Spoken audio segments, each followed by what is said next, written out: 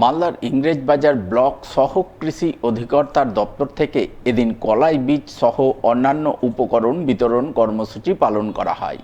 এই উপলক্ষে ব্লক সহ কৃষি অধিকর্তার দপ্তরে বেশ কিছু উপভোক্তা কৃষকের মধ্যে বিনামূল্যে কলাই বীজ বিতরণের ছবি নজরে আসে।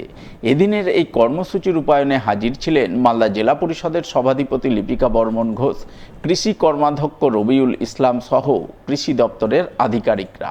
এদিন তারা সকলে মিলে সরকারি বরাদ্দকৃত কৃষি বীজ সহ অন্যান্য কৃষি উপকরণ উপভোক্তাদের হাতে তুলে দেন।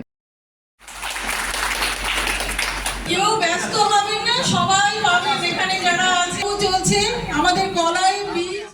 অন্যদিকে পশ্চিমবঙ্গ সরকারের খাদ্য প্রক্রিয়াকরণ এবং উদ্যান পালন দপ্তরের পক্ষ থেকে বিভিন্ন ফলের চারা বিতরণ করা হলো মালদায়। এই উপলক্ষে মঙ্গলবার মালদা জেলা উদ্যান পালন দপ্তরের পক্ষ থেকে মালদা শহরের সাঁকোপাড়া বাণিজ্য ভবনে এক সংক্ষিপ্ত অনুষ্ঠান আয়োজন করা হয়। সেখানে বেশ কিছু উপভোক্তার হাতে আম, লিচু, কাঁঠাল, লেবু সহ বিভিন্ন ফলের চারাগাছ বিতরণ করা হয়। চারাগাছ বিতরণ পর্বে হাজির ছিলেন মালদা জেলা উদ্যান পালন দপ্তরের আধিকারিক সামন্ত লায়েক সহ মালদা মার্চেন্টস চেম্বার অব কমার্সের কর্মকর্তারা। আমরা মালদা জেলাতে প্রায় 6.5 থেকে 7 লক্ষ চারা বিতরণ করছি।